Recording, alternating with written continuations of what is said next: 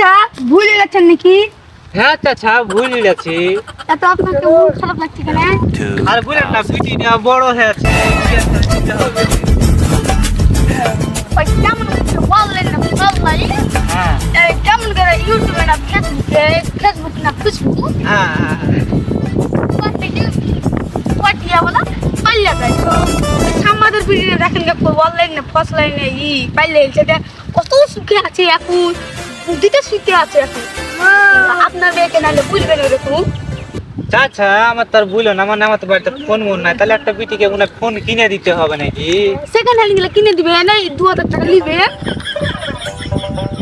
যাই হোক না, কিনে দিতে হবে আমার, কিনে জায়গায় তাহলে তো পয়সা রয়েছে। হ্যাঁ হ্যাঁ এখন বোগা দিয়ে বলবো বিটেতে পারলে যে বিয়ে করে লাগে তখন পরে দিব, তখন বাচ্চা কাচ্চা হইলে তখন বলবো কি আর দিব না।